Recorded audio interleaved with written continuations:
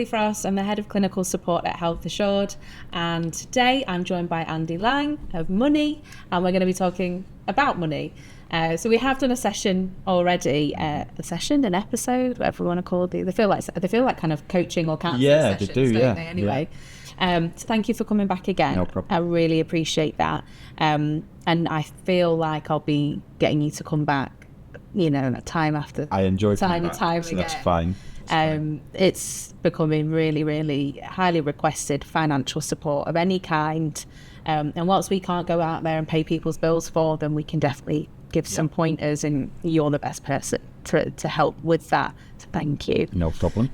What I want to do today is kind of take things back to basics a little bit, based on the work that we've done together and the clients that you've been working with, the things that you've been just coming in and supporting my guys with. So, just my colleagues here at Health Assured, you've come in and done some support. The things that I'm seeing, the things that I'm personally, experiencing in my life as well. So the things that, we could do a whole series of financial well-being, but I think we need to take things back to basics. Okay.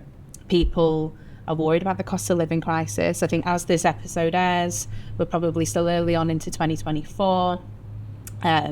Things won't have changed. No. A huge amount, do you think? No, they won't. No, I mean, from our perspective, we are seeing things stabilise a little bit, but it feels like a bit of a false dawn without wanting to be too negative. There's a bit of a mortgage rate shock coming. Yeah. People moving from 2% fixed to 4 or 5%. Yeah. So there's going to be some pain in 2024 from just a general budgeting perspective, because people are going to see a 200 to 250 a month increase in their mortgage payments if they're finishing. And absorbing that is going to be a challenge for a lot of people. Yeah. Is that one of the common things that you're having to speak to people about at the moment? Yeah. I mean, we tend to speak to people about sort of key areas tend to be budgeting. So just how am I budgeting? What's the best practice? What are the things I should be doing? Mortgages, pensions, and credit reports comes up quite a lot, because credit report can seem quite intimidating. It's a number out there about you, and some people don't know how to control it, but they're actually quite easy to control. You can control them, you can improve them, just with some simple techniques. So if we look at kind of the taking things back to basics, before we started recording, I was talking about this flow chart that my other half abides by, like he lives his life by this flow chart, and it goes, especially if you think, oh my God, I need to be thinking about adjusting to what my new budget is going to be when XYZ increases, or try and find ways to free up money. But also people keep telling me I need to think about my pension. I've been told I need to start investing. Like, well, there's all these things going at once. But this particular flowchart I've seen of my other half, so it goes straight away, budget. Budget is the first one, and then straight after budget is an emergency fund and kind of emergency financial resilience there. So forget your pensions, forget your wealth management and investments and stuff like that. At this stage, you need to make sure you've got enough coming in to cover what's going out, and what's going out, is it essential? Absolutely. And we had a workshop yesterday with one of your clients, actually, in North Wales, and we talked about the 3 levels. We talked about the here and now, the emergency fund, and the future. And ultimately, if you haven't got the here and now sorted, you can't think about your pension. You need to get the here and now. And the here and now can just be your income, your outgoings. Do they match up? Do you have more coming in than there is going out? And that is step 1, ultimately. What would you say to anyone that is... I'm asking for a friend. What would you say to anyone that's avoiding taking... I'm all joking aside. When I do my budgets, I allocate XYZ, but I might move stuff from I overcompensate on some of them. Like, I'm definitely going to spend £600 on food shopping this month. I'm not. I'm going to use some of that to get my lattes on a daily basis. So what would be the first start of actually putting a realistic budget together? Is it as cringy and uncomfortable as going through your bank statement line by line? Would you suggest that? It is. So ultimately, when we sit side by side and we do coaching with people, so in this instance, we would talk about, let's know the numbers. If we don't know the numbers, we don't know where your problems lie. We don't know where you can make cutbacks if you can. We don't know where you're hemorrhaging money, that could be saved. And it's a bit like if you're driving a car, you've got the dashboard in front of you with all the lights on it. Yeah. Ideally, not many lights are on it, ideally. But if there wasn't a dashboard and there wasn't a screen and you just drove, Yeah. you didn't know if you were going to run out of petrol, if you were going to have a crash, if the tyre was deflating. Cars used to be like that. Maybe they did in the Flintstone days, definitely, yeah. But I think, if you're driving a car without any warning signs, you're going to have a crash, run out of petrol, you're going to do something incorrect. It's a bit like that with money. So if you don't have the numbers, you don't have the signs there, you can't do it effectively. You can't manage your budget effectively. So you're going to have to grit your teeth and go, because you need to be realistic. Every single penny counts at the moment. Yeah.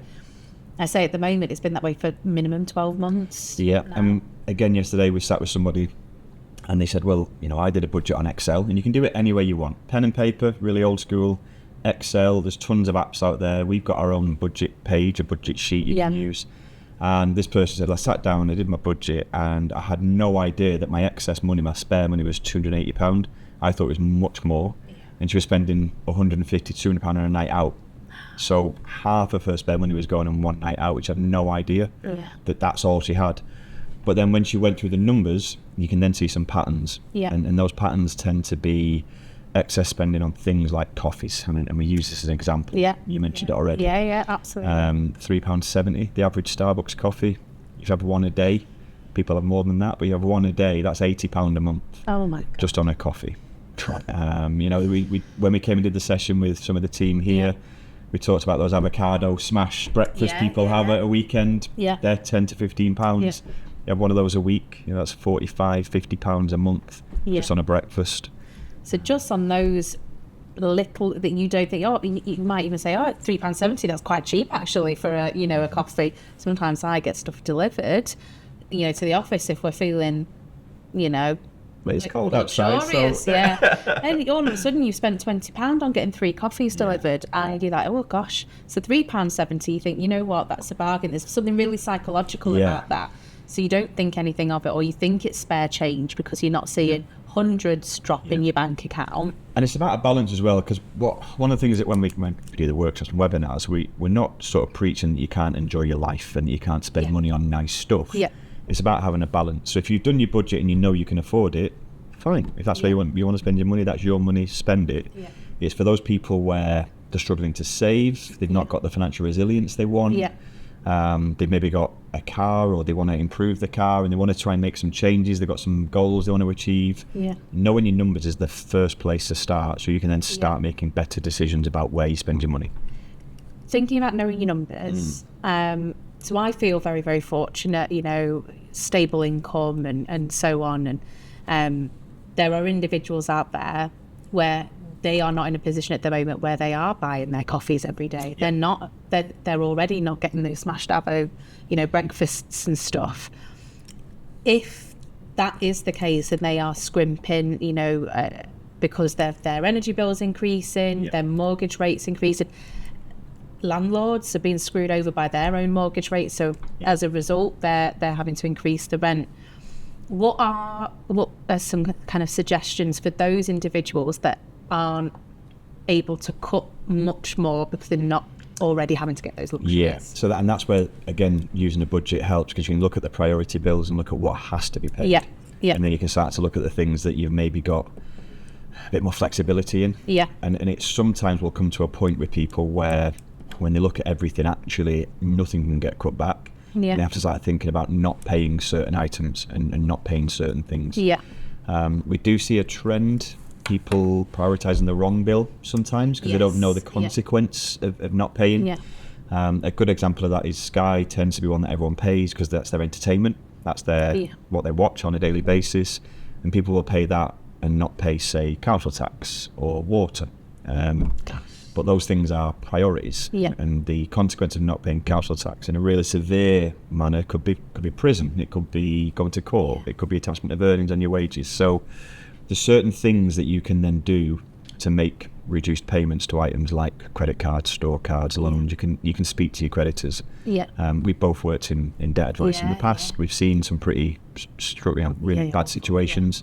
There's always a solution to every problem. I think that's one of the key messages we try and put out there right now is no matter how bad it feels or how tight it feels, there is always a solution to every problem.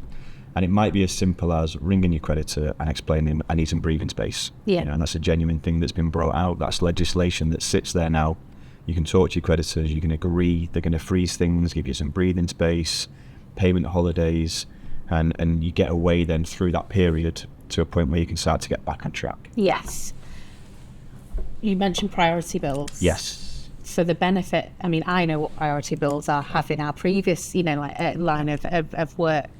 But for the benefit of people listening or watching, what are, the non-negotiables, those priorities that you have to? So you start off with your mortgage or rent. Yeah. You work down then through council tax, gas, electric, water, TV licence, and that's straight away there, the ones that sit at the top. Yeah. And then you start thinking about, well, my car insurance is a legal requirement. So if you've got a car, you've got to pay your car insurance. If you have any health insurance, life insurance, income protection, those things start to fall into that bracket. Whilst you can cancel them, actually the benefit of having them is the extra peace of mind you've got. And then you've got food. And then beyond that, the rest are a bit more negotiable. Yeah. Whereas that list, and the way we structure our budget planner, it has those in a separate list to everything else. Yeah. So you know that's what your priority bills cost. Perfect. I think that's going to be really useful for people. Again, people's thinking, oh, my Sky, my £95 Sky package, Sky Sports. If things really are, that tight where you're worrying about your mortgage payment every month or your rent payment or where the next food shop's coming from, you have to start thinking about what is necessary. For individuals as well that are perhaps on lower income or they are struggling, is it worth everyone double checking if there's any state benefit, any welfare available? Yeah, there's two main tools that we use or resources. There's turntous.org.uk and entitled2.co.uk. Now, the idea of checking is that you just don't know if there's any benefit you qualify for due to your family makeup, the work that you do, maybe some grants for uniforms, you've got to wear a uniform, some tax credits available. There's over 50 types of benefit in the UK. Yes, over 50. We do a whole benefits session where we go into some of those and we explore some of them. People think there's maybe 5 or 6 and can name maybe 4 or 5, but there's over 50 types. And in 2022, the benefits package, if you like, by the government was £216 billion. That's the whole pot that was put to one side based on what they thought would be claimed. £19 billion was left unclaimed, which means that somewhere, some people have left money on the table that they could have had. Yeah.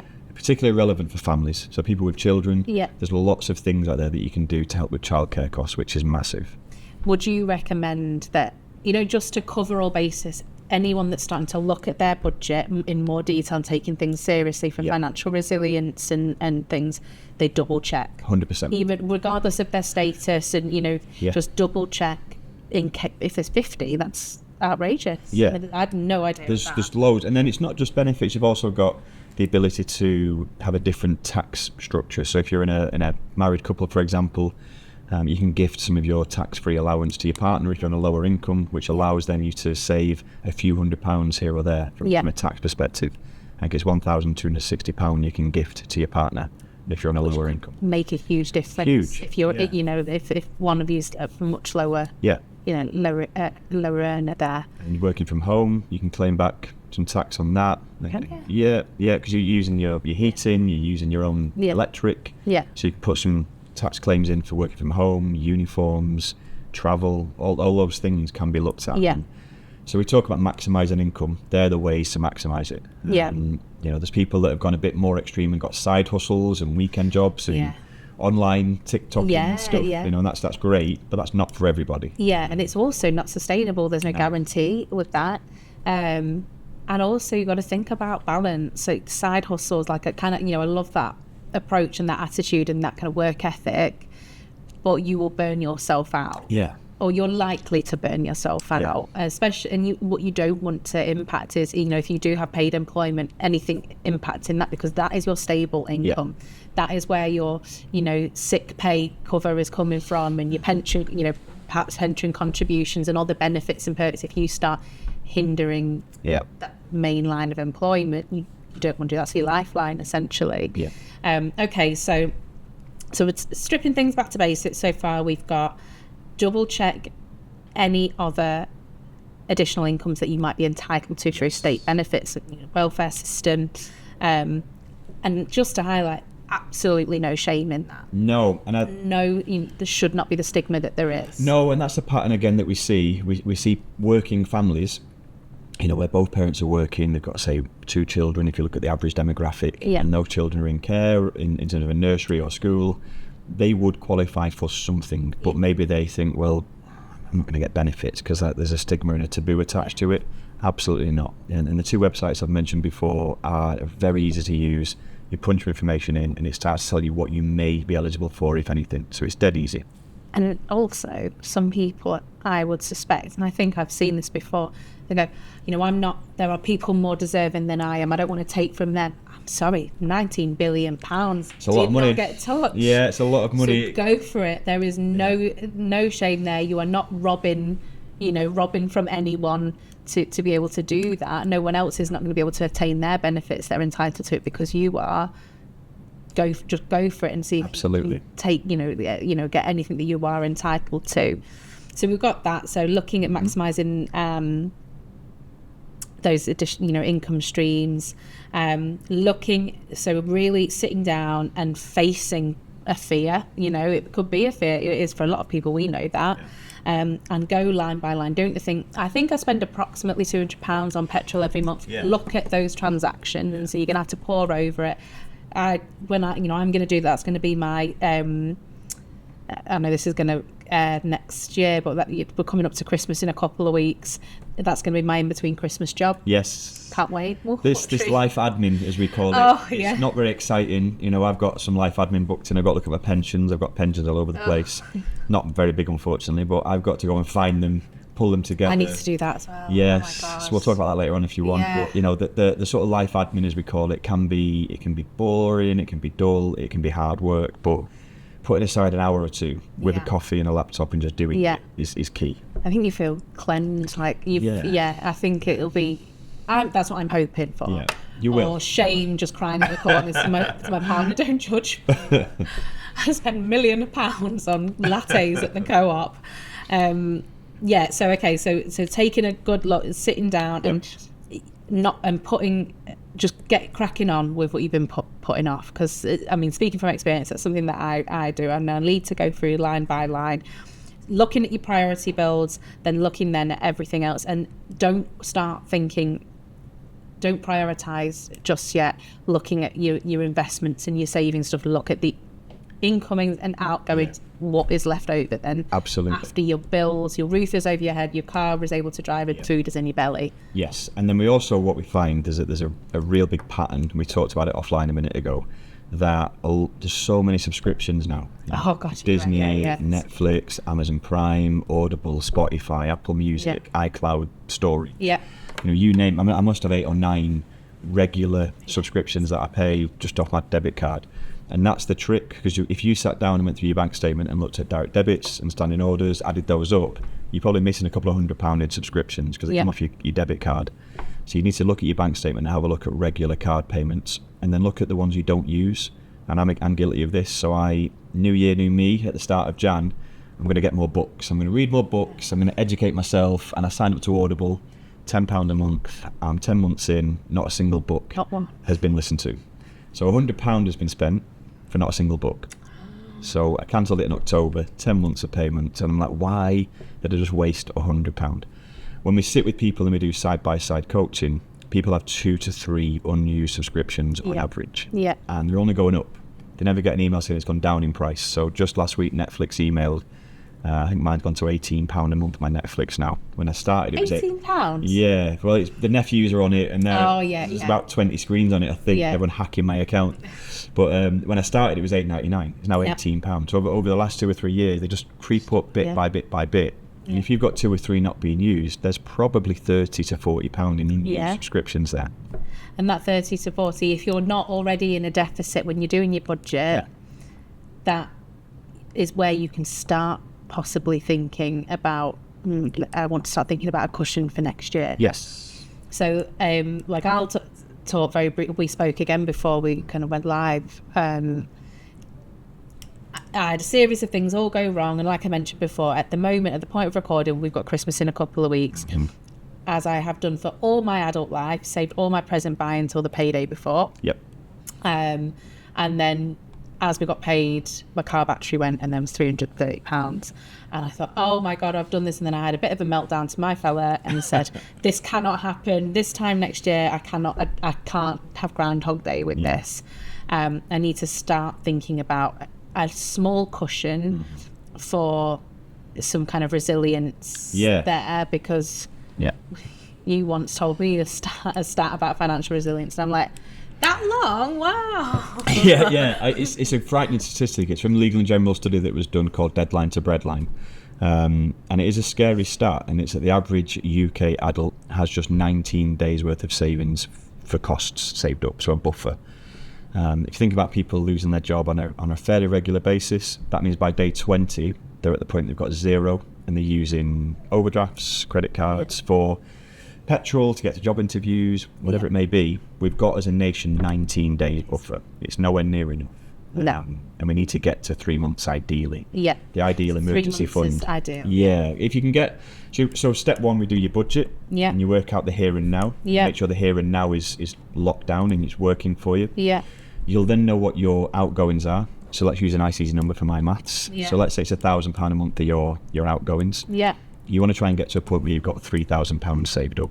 Okay, yeah. And then that's in a separate account that's not being touched, and it sits there as your buffer Yeah. for a tyre going, a battery going, Yeah. whatever it may be, a boiler at home. Yeah. You've got 3 month window then to fall back on. And at the moment, redundancy is not huge in the UK, but it's still 1,100 people a day being made redundant on a daily basis. You know, and Gosh. it's a lot of people. That's how many people call our helpline every day, and I feel like that's a lot. Yeah. So that is, yeah. So if 1,100 people every day lose their job, and let's say they're the average UK adult, Yeah. they're on the clock. They're on a 19-day clock to get back into work before they start to run out of what they've got saved up. I mean, 19 days, that's why I was like, gosh, well done them, 19 days. And then I've got my fella who's completely opposite, and he's got 6 months worth. Yeah.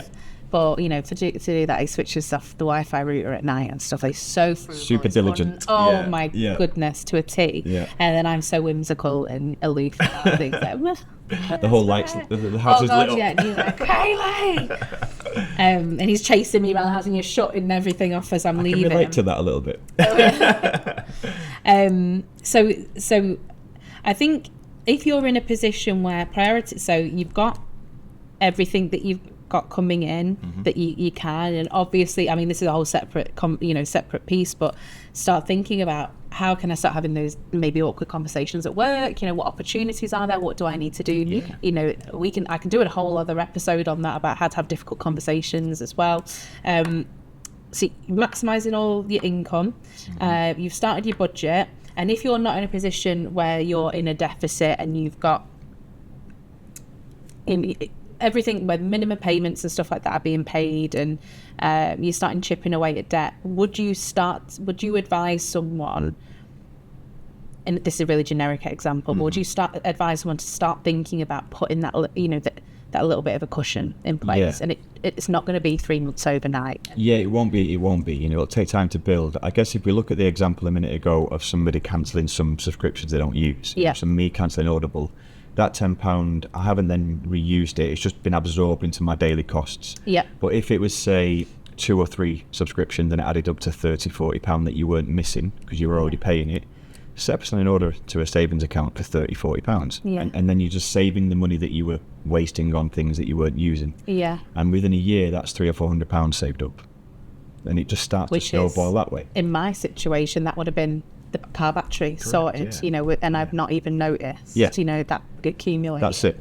And it's difficult because not everyone can do that, but knowing your numbers first, you can then start to figure out, okay, well, actually, I've got this spare. I'm going to start saving that and start building that emergency fund. Yeah. There's a structure called 50-30-20, which I think we touched on in a previous talk. And the idea is that when you're looking at your budget, the perfect model, and this is very aspirational right now because of where things are, but the perfect model is that 50% of your income goes towards needs, which are all those bills we've mentioned. 30% is wants, so that's the coffees we've mentioned, and then 20% is savings or overpaying debt. So I think that's probably where people don't even, they think that 20 has to be savings of some kind. Yeah. But 20 could be, it's clearing something that's owed. Yes. Yeah. Okay, that's a good way of looking. Now that's aspirational. Yeah, in yeah. reality right now, the 50 is probably more naturally 70 or 75. We were yesterday in a workshop and a few people were doing the maths as we were talking. You could see them and a few went, well, mine's 75 before I even think about it. It's like, I know, because inflation, cost of living, energy crisis, mortgage rate. So actually it's quite difficult to get it into the 50% of your income. Yeah. So in reality, if that's 75 and you're then spending, say, 20 on wants and having some fun with your money, then you've still got 5 left. And even that 5 makes a difference. You know, starting to save. The idea, the concept is right, is having needs, wants and savings. That's the concept. But getting the 50, 30, 20 is very difficult at the moment. Yeah, that's going to be, I bet there's very few, even if you think geographically. Yeah. Like where people, but the concept and something as a goal to aim towards, if you're very keen to make progress and build financial resilience. And the earlier you start that, the better. So we do a lot of work with schools, as you know, and in schools we talk about that concept. Now, when you're 15, 16, you haven't got a list of direct debits because you haven't got all the bills that come with it, but you might have some income from a part-time job or from an allowance, and we talk about the concept of saving something. Yeah. And you can see it sometimes, they glaze over and go, what are you on about? I get £20, I spend £20. Yeah. But we're trying to explain, if you just put £5 away, quite quickly you'll end up with 2 or 3 months worth of money saved up. And they go, oh, and then I can buy something bigger. So the concept... 16-year-old me listen to something I know. like that. But the concept's right. Yeah, absolutely is. And sometimes we mentioned there about overpaying debt. That can be one of the best things to do in terms of getting your mental well-being back and the psychological effect of having, say, a credit card. Yeah. There's a prime example we talk about, which is that the average credit card, let's say it's £2,000, the average credit card, and the average interest rate is probably 23% on a credit card. Yeah. So if you're paying £30 a month towards that credit card, it'll take you about 11 years to pay off, there or thereabouts. So I know it's so depressing. It's only £2,000 as well, but it'll take 11 years, and you won't pay back the 2. You'll pay back 4,751. So nearly well done for remembering that. I say it every day, so I best remember it. So nearly £5,000 towards a £2,000 credit card over an 11-year period. If you paid £40 and not 30, so just £10. So if my Audible subscription, if I move the £10 towards a credit card, it halves the term by 5 years, and you pay back 3,400, not 4,700. So it saves you £1,300 in interest, just an extra £10 a month. Absolutely crazy. And it's the same concept with mortgages. Mortgage is obviously a bit bigger, but you know, if you can overpay your mortgage by, let's say, £100 a month, it'll knock 7 to 8 years off the average mortgage, which is incredible. Before this falls out of my head, and I think I want to get it in before, so, you know, we've been, I get a little bit of that gone so quick already. Oh my God. I think something that people will be thinking of, it's something that I'm thinking of, and just knowing people and knowing the calls that we get as well, and just general life situation at the moment, what is going to be more important, savings or overpayment of debt? It's a good question. We had it the other day with somebody. We were at a school, and some of the teachers that we were talking to sat down, and one of them, we got the laptop out and went through some of her numbers and went right into it. And it depends on the interest rate, really. So if you've got a really low fixed mortgage, for example, and you've managed to lock it in for 5-10 years, and you're one of those really lucky smug people that's on a 1 or 2% for the next 5 to 10 years, then overpaying that will have a big impact. But would you be better putting your money into a longer term savings account that's got, say, 6% interest rate? Probably. But it's about doing the maths, and there's calculators out there that you can use. So if you Google mortgage overpayment calculator, you can go on and you can actually compare and contrast, am I better off paying it into the mortgage, or am I better off putting it into a savings account? And it'll all come down to the interest rate on both. Okay. And that can change literally on a daily basis as well, can't it? So, I think we had a similar question at our conference, didn't we? We did, paying lump sums off the mortgage versus increasing your monthly payment. And that was an example, again, we had 2 days ago, where we sat with someone who was in a very good position, and they were paying their mortgage off a lump sum just before Christmas. They would pay a couple of grand into it and chip away at the balance that way. And we sat with her and we did some numbers again, and we worked out if she broke that £2,000 down over the year and paid it monthly, it'll reduce the term of the mortgage by 3 years, 11 months Wow. quicker than Oh my God. the lump sum. Yeah, it's because mortgage interest is accrued daily. So every day the interest is calculated based on the balance that you have. Yeah. So if you're chipping away every month, the balance is lower each month, which means the less interest being accrued on a daily basis. That's really interesting. Hopefully that made sense. That Yeah, explanation. no, it did. Yeah, no, I think it did. So Yeah. just making one small change to how she was doing it, Yeah. that 3 years, 11 months were knocked off a term. So she could still have been paid. Say she was paying overall, it worked out $2,000 a year. Yeah. Extra over as an overpayment, but doing it like 3 times a year. Yeah. So like 700. Whatever. Yeah. Can't you do the math? 600 odd Yeah. every few months. If she just wove that into her monthly Yeah. payment instead of tucking it away to another pot somewhere, just top that up. It knocks a mortgage down by that term because Wow. so there's lots of little things, and that's kind of what we cover a lot of the time. Is we cover concepts and ideas and stuff that people maybe don't know, but they can have genuinely positive impacts on people. That's really like worth knowing. Again, I'm going through the like house buying situation at the moment. Should complete in a month, hopefully 2 months, who knows. But again, it's something that my partner and I have been discussing. He's very keen on overpayments, as you can probably tell. He's very diligent with his finances, very, very good with them. And I'm like, we can do that on a holiday instead. Yeah. But he's thinking longer term, that 3 years, 11 months. Yeah, it's a big deal. Yeah, it is. Statistically, again, the average first-time buyer is 32 now in the UK. Average mortgage length's 35. Yeah. So 67 is when the average mortgage is going to end. Ugh. So, at 67, do you really want to still have a mortgage, or could you chip away at it and get rid of it before you're 60 maybe? Yeah.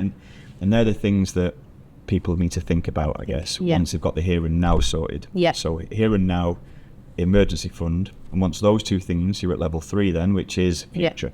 Yeah. And that future might be pension, it might be overpaying mortgages. Once you've got those two things locked in, you can move to that stage. Yeah. Another scenario for you. Again, I'm using my own part of my own personal, but yes, I'm thinking other people might be in similar. So I've told you, I want to have a little cushion this time next year, so I'm not spiraling at Christmas because everything's gone wrong. Now, fortunately, I've worked very hard to pay off a credit card that I've got, so I have no consumer credit anymore, which is the best feeling in the world. It's been so good, and it's been absolutely tiresome to try and do that. But imagine I did have high interest credit cards, so I need to so I've got £100 left over, after everything's all accounted for. Am I better putting that £100 into a bit of a cushion for like an emergency fund, or is it better going towards the high interest credit card?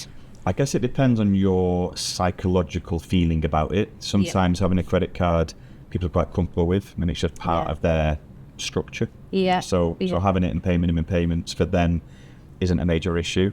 What I would say is if you've got a high interest credit card, or a credit card that's now on 20, 30, 40%, please try and get that on 0%. There's loads of offers out there. And even if your credit report or score isn't great, you can still get them. So really try and move it to 0%. Because whilst you're on a 20, 30, 40% and you're, say, paying, let's use an example, £30, £40 a month to it, at least 2/3 of that is hitting interest. Whereas it could be hitting the balance. So that's the first thing I would say. And then it comes down to whether that person feels like they've got zero buffer. So if you've got zero buffer, I would definitely try and get some buffer first before overpaying the credit card. Because what you don't want to do is chip away at the credit card, have a problem, and then reuse the credit card. And you've almost kind of done all the work that you've just put in. So it would be wise in that situation to say, well, I'm going to build a buffer of £500 or £1,000 if you can.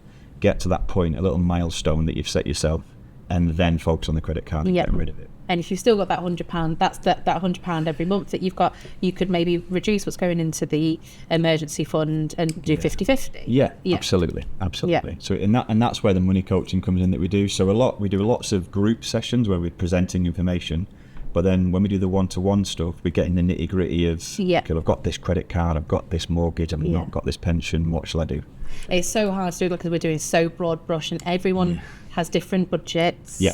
Everyone has different mindset as well, and everyone has different wants and needs.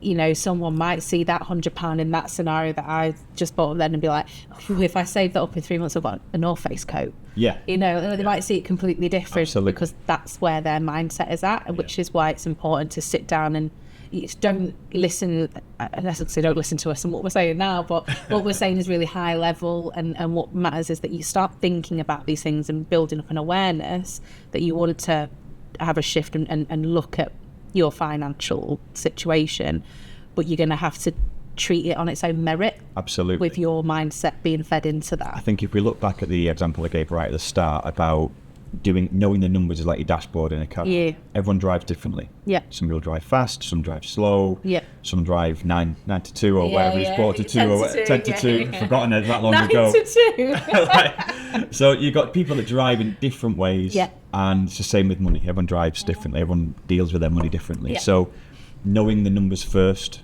allows them to make that choice and be a bit more flimsical with it. You know, if they go, actually, I'm quite comfortable spending £100 on coffee a month. I'm all right. Yeah, that's okay. If that's within your budget, you're happy with it. Go. Keeps the roof over your head. Keeps you out of trouble. Yeah. So it is very unique and individual and bespoke to each person, but there's still best practice and there's still that's where it is. Concepts and best practice, and start thinking about what your goals are. Like, you know, again, something similar for me at the moment is I've started really thinking about what goals are. My goals used to be, well, I want 2 holidays next year. Yes. And keep and not go over my credit card balance. Like that was, you know, me of last year. And the goal this year is I really want an L-shaped sofa in the new house when we get there. Like that's a really, big financial goal for me. So I know that they're not cheap. So I know I've got to work towards that. And one of my other goals is one day I want to go to WrestleMania, but I know I'm going to probably have to save up for 3 years. Like, you know, so it's a little bit more of a longer term. So again, that's just in the shift of 12 months. Yes. My priorities are changing somewhat. Not fussed about, you know, flashy clothes and nights out. They don't bother me anymore. What I want it is a bit more longer term now. So I'm starting to think about in the numbers when I'm looking at them. Like, we see social pressures shift, and the work we do at schools, we see. And I remember back to my school days. It's a while ago now, but I remember I wanted, pods, kickers, rock pull. Yeah. Oh my God, rock pull. Yeah, I wanted the branded shoes because everyone else had them. Yeah. My mum and dad were going, "What do you want them for?" I was like, "I don't know. Everyone else has got them." But social pressure starts at such a young age. Yeah. And my daughter's 7, and already we're seeing elements of it. Yeah. She goes to gymnastics, and they've got the branded gymnastic stuff on, and some haven't, and you started to see that at 7 years old. So trying to avoid that is difficult, but really just trying to forget what everyone else is doing. Comparison is the thief of joy, as they say. Just don't compare yourself. Don't go onto Instagram and look and think, "Oh, they're in Dubai again. I need to go to Dubai this time next year." And because ultimately everyone has to live within your means. Yeah. And I think as you get older, as we are getting, unfortunately, Yeah. You stop worrying too much about social pressure. You kind of go over a little bit, but it does peak in that 20s, and Absolutely. And we see it. We see people wanting to be taking. I'm at the Ivy and taking selfies and pictures of the Starbucks and posting that on Instagram, and social pressure and the likes that you get from it, and the feeling you get from it, that costs a lot of money. Yeah, huge amount. A lot of it's wasted. Yeah, absolutely. There does, for lots of people, there does a shift in priorities. And I feel like mine is just. I felt like there was an epiphany moment for me, and it is more. I was thinking more like all the things I'm thinking about, other than WrestleMania, because obviously that was like like when I grow up, I'm gonna go over to see the Undertaker. And that's quite far-fetched, but I'm thinking now, like, oh, you know what, I want a good night's sleep. I want to be able to put my feet up when I'm watching TV. I'm thinking about the aches and pains in my body and how I want to look after that. Like, we want to get some weights at home so we don't have to faff about going to the gym in the cold at night.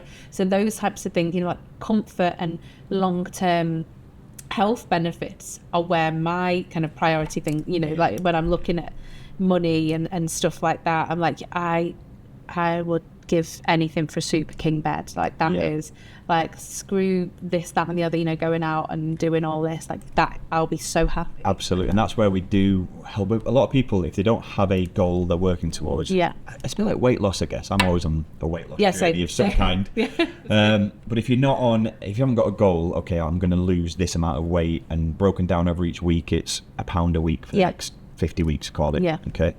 That's depressing. Yeah, it is depressing. But if I have that goal and I then break it down, I'm less likely to eat a cake at lunch, for example. Yeah. But if I haven't got a goal and I just think I'm going to try and lose some weight, then I'm probably more likely to go, oh, what harm can a cake do? Yeah. And I'll have the cake. Yeah. So it's the same with money. If you've got a goal, you need a sofa. Let's say the sofa is a couple of thousand or more. Yeah. And you've got that goal written down. You work out, well, if I save £25 a month, for example, in 18 months, maybe I've got the house or the sofa, you're less likely to waste it. Yeah. So having goals, writing them down, whether it's financial, fitness, whatever it may be, until you write it down and commit to it, it's not going to happen. There's no accountability. Yeah. And now, you know, you've got banking apps now where you can put a savings goal on, you can set your payments up, and they'll tell you how long it'll take. Yeah. And some of the apps out there now are fantastic. Yeah, they lock it. I've got Monzo, and I've got Chase actually, because they've got very different rates on the 1% cash back on Chase is really good.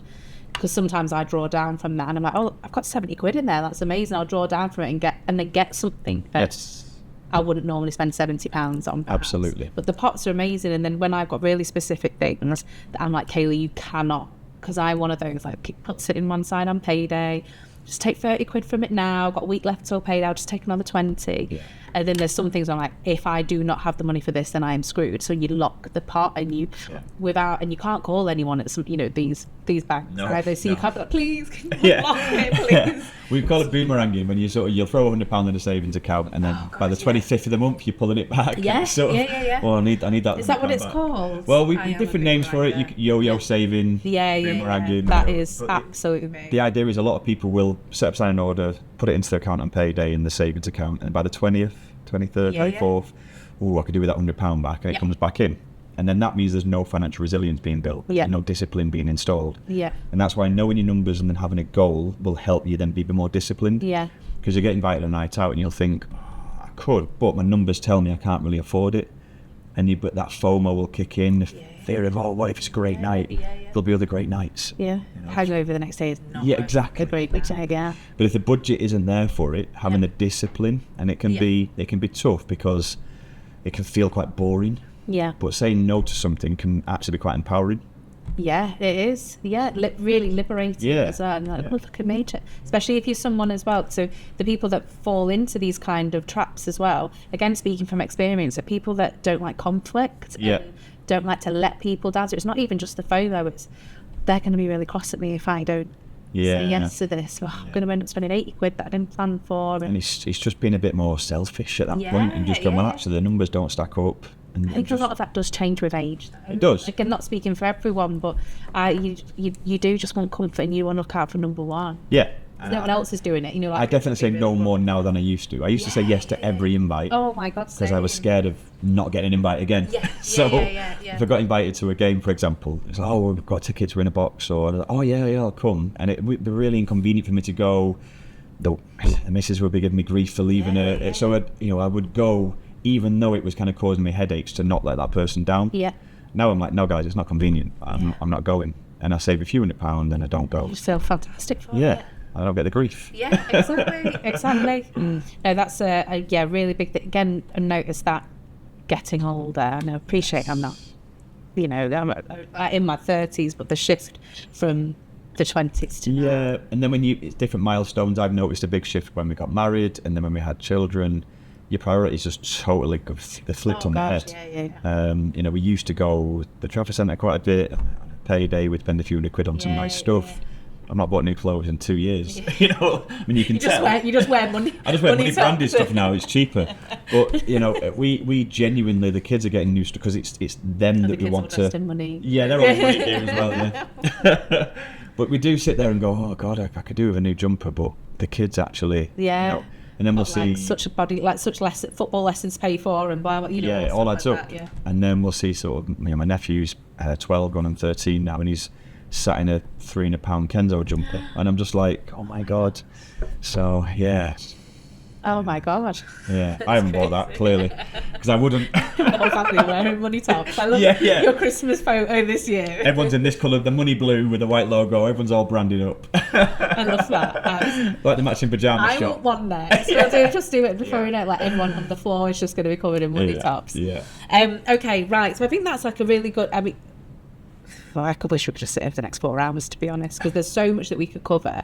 So I'm going to get you back again. Okay, Anyway, there's going to definitely be some more sessions that we can do. So I feel like we can follow this almost as a journey. You know, like that flow chart that I was talking about. Like we can go. I think we at some point we need to talk about credit. Yep. In a bit more detail. I think we need to look at different types of savings as well for those individuals that are going on that journey, which is fantastic that they can do that. Yep. I think savings and pensions is quite pensions quite a big one that we come across. I guess if I can just slip a one liner in about absolutely pensions, do. Yeah, please. It's please don't opt out of workplace pensions. Yeah. We've been at a few workplaces this week where the employer contributes quite a chunky amount, and people had opted out to save the £80 a month, for example, that the contribution was. If you've got an employer that's contributing to your pension, stay opted in, maximise your contributions, even in your 20s. And there's an example we use, which is a 22-year-old that earns 23k a year. Yeah. If they opt out of their auto-enrolled pension, and they delay putting in for, say, 5 years, up to, say, 27, 28, and then they go, I'm going to opt back in, those 5 years have cost them 100 grand. What? Yeah. Really? But the power of compound interest over the next 30, 40 years means those contributions that are matched by the employer would have been worth 100k in the pension pot. Oh my God, that could, who knows, by then that could be like half of a home or whatever, huge amount of money. All their healthcare or... But people are opting out because it's, the 80 quid, and think about what we said before. Yeah, I see that so much. You know, so... And again, that's something that I am very, not been a huge saver in my life, but I will not opt out of pensions. Yeah. I see it, and my parents don't mind me saying this on there, but they were people that opted in, things like that. There's not going to be much of a cushion for them when they retire, and that's I look at that and I go, that I don't want that. No, there's a lot of worry. We speak to a lot of people in their 30s and 40s where they've delayed, and it's getting to a point where it might be that they're going to have a big shock in terms of how much they've got to put away. If you start in your 20s and you just let the auto enroll happen, maximise your contributions, get your employer to contribute as well, what a difference that makes. Yeah. Genuinely. I mean, we're talking hundreds of thousands of pounds difference. We should definitely do an episode. Yeah. So we can start breaking that down. Because I really want other people to be educated on that. People in my life, I'm like, you want to grab them by the shoulders and go, what are you doing? No. But actually, before we conclude, I have a question, because it's something that's trending. I see all the time at the moment. Have you seen that people are calling up student loan company for student finance, and they're double checking if they've overpaid, and they're drawing down, like they're going, oh, hi Kaylee, you've overpaid by 250 quid. Do you want it back now? What are your thoughts on that? Would you go, or would you just let it stay on the balance? No, it's a little bit like we talked before about knowing your numbers. So when we do our financial wellbeing workshop, the first slide is a payslip. Yeah. And in that payslip, we talk about deductions, student loan contributions, your tax code, and we talk about interrogating it. It's quite scary. Interrogate? The amount of people that don't even open a payslip. So on payday, they'll have an email from their employer, for example, with a payslip on, and they'll look at the bank and go, well, some money's gone in, so that's fine, I've been paid. If they looked at the payslip, they'll notice that maybe the tax code might be wrong, deductions might not be right, maybe something's on there that shouldn't be on there. Yeah. So we talk about sort of just check your payslip and question things that are on there. And with student loan contributions, if you are making contributions to it, ring up, email, contact them. Yeah. So it might be SLC, student loan company, for example, and ask them for a statement of account. Ask them how much do you owe on it, what is being paid back each month, what's the interest rate on it, what's the forecasted end date, and just know your numbers. Yeah. It's all about knowledge and just knowing your numbers. Because I feel like, so I was one of the really lucky ones. So I started university the year before, when all the tuition went up to like £9 grand. So my tuition was like £2 grand. It was beautiful, it was brilliant. So I think I only came out of university with about 18 grand. Yeah. Which is nothing big. Yeah. So my sister, who's 2 years younger than me, has got close to 60, which is because she's 4 years. So it's outrageous. So I think some people are very much like, I'm never going to pay this off. It's always going to be a deduction in my salary. I'm going to get that 80 quid that I've overpaid because why not? Yeah. But I think I'm probably in 4 digits now, like of my balance, which is amazing. Like we're getting so close to the end now. Whereas I don't think I will take an overpayment. I would keep the balance as it is. If yours is getting close to where you think I can get rid of this, before a certain age, before I'm this age I'm going to get rid of it, then great. For those people that have got 50, 60, 70, whatever number it is, the likelihood is that the small contribution that you make each month probably won't pay it off until you're in your 50s or 60s. So don't worry too much about an overpayment. Get it back and have it if that's the case. Use it elsewhere. But again, it's going to be quite unique to individuals in their own situation. Knowing the numbers, get a statement of account. How much is on it? What's the rate you're paying? It'll probably be the cheapest rate you can get because that's what they usually are. It's definitely gone up recently. I log on quite regularly. I get quite obsessed with seeing how much is left, which is great. That I'm in a position that I can do that, being on the different fee structure. But I've noticed it go up from, it was 1% interest, now it's 5%. I think it was actually at 6% at one point. So it's in line with mortgage rates usually. So what you'll find is that you won't be able to you couldn't pay it off as a lump sum and get it cheaper elsewhere. There's no 0% 50k loan, for example. So it's probably going to be the lowest rate you're going to have for any sort of finance. It comes out, maybe your pay slips, it comes out gross anyway. So it's one of those things where you go, do you know what? I'll just keep on letting contributions go. But you kind of forget about it. I think I'm like, I don't know how long into it, like 12 years or something like that into it. You're just kind of like, it's just part and parcel. But part of your... that money will be nice when I get it back. That when I start getting that, I might increase my pension contribution. I'm sure it'll be quickly absorbed in something else. When we stopped paying childcare, which was, our childcare bill was at £1,800 a month at one point. Well, there's a whole other session on that. When that stopped, I didn't feel £1,800 better off. It just got absorbed, and I don't know where. Because it's just like throwing money in there. £1,800. But no, it just got absorbed into the rest of our life. So I'm not too sure where that's gone. Oh my god! I know. It's crazy. It's crazy. Oh my god! Wow. Right. Okay. Again, I've reiterated it a couple of times this, but I think we're taking it back to basics really in a really good way today. And apologies to everyone listening, they're probably sick of me oversharing, and my other half when he listens, like, what are you doing? Stop telling people. I know, chase you around the house, switching lights off. But key things is maximise income opportunities through state welfare benefits. Start your budget, look at exactly what is coming in and exactly what is going out. Don't make assumptions. Be realistic with that, and start with your priority bills. And go down, and then look at what your situation is after that. Can you start cancelling on your subscriptions? Subscriptions that you have got, I guess, do you need them? Even if you do use them, are they enhancing your life? Maybe start thinking about those. Either those kind of questions, asking those kind of questions to yourself, and then assessing what's left at the end. Are there opportunities to start building a little bit of resilience, maybe taking that 19 days to a month? That's, I think, a really good starting goal. That's what I'm going to go for, is to have a month there straight away, and then start building 2 and 3. Or, is it going to benefit you to overpay on some higher interest debts? But what I've taken from that is I would build a bit of resilience before I start overpaying.